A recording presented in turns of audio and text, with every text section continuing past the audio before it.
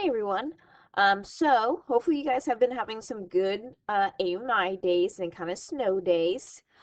So what we're going to be doing, because I know in your Algebra 2 classes, you've been working on maybe some quizzes, working on adding, subtracting, and multiplying with polynomials.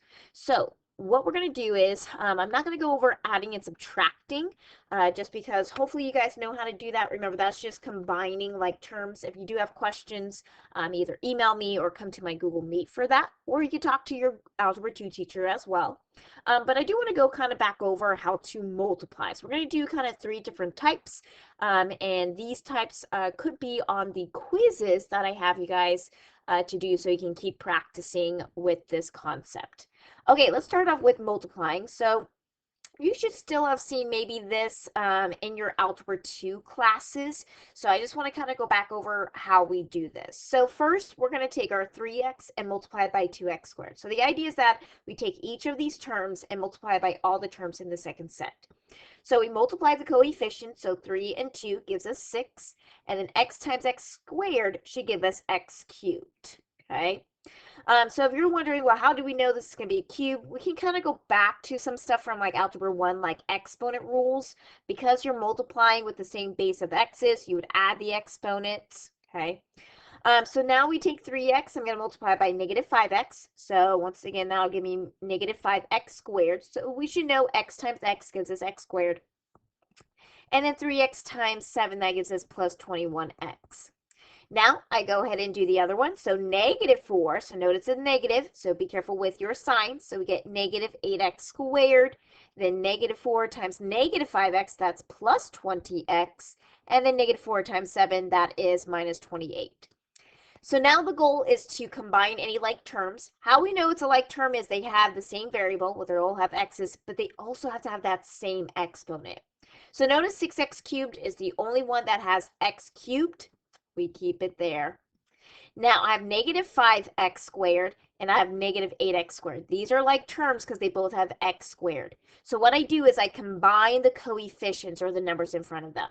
So that'll give me negative 23x squared. Then I go ahead, I'm going to do my 21x and 20x. So that gives me plus 41x. And then we're just left with minus 28. And since I have nothing else to combine, this would be our final answer.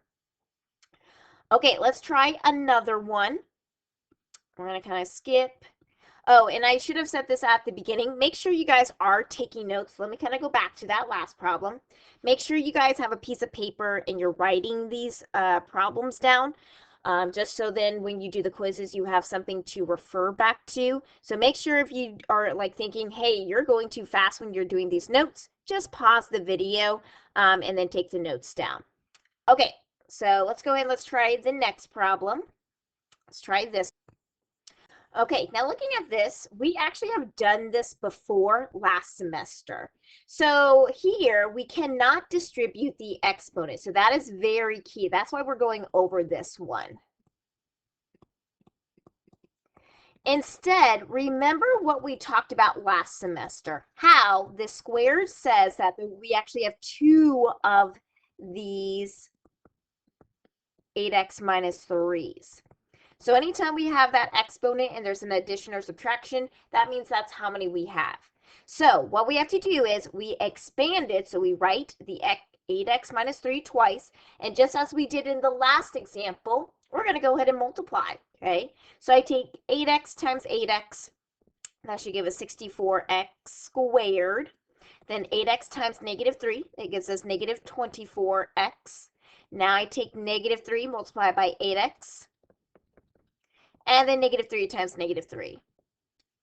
Now what we're going to do is just combine the two middles.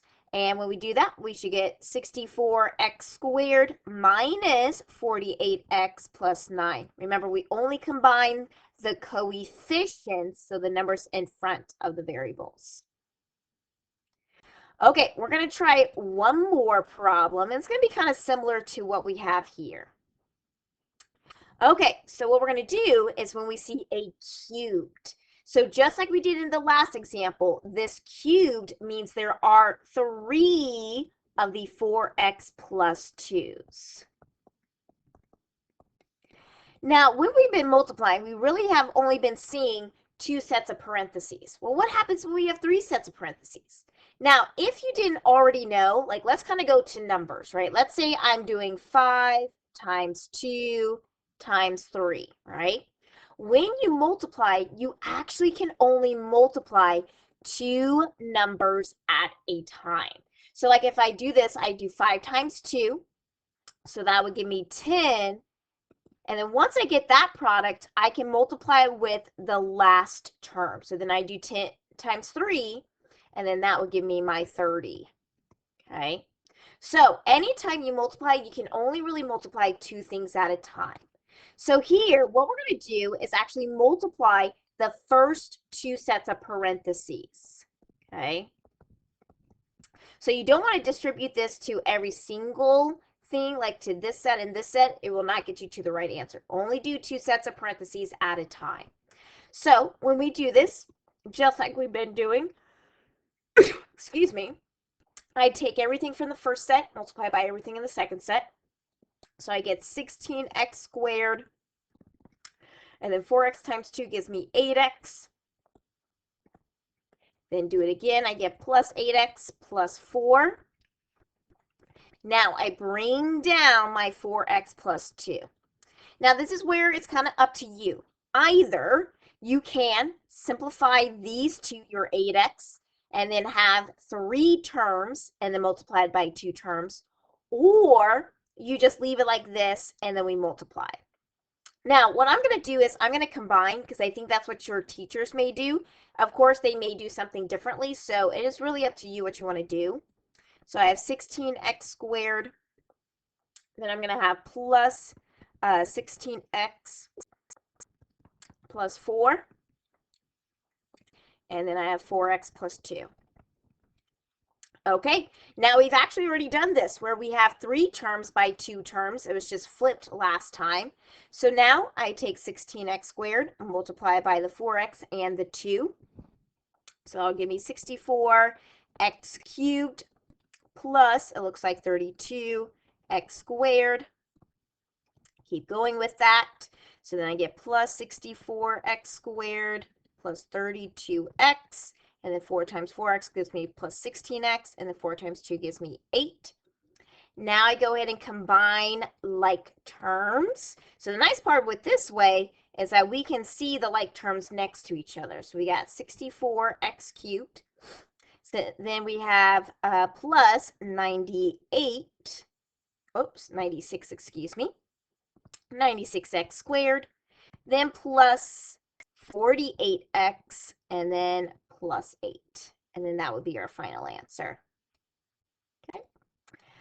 Okay, that's basically all the notes I'm going to do with this, just multiplying.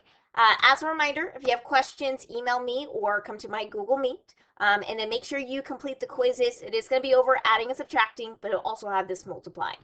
Okay, I hope to see you guys soon.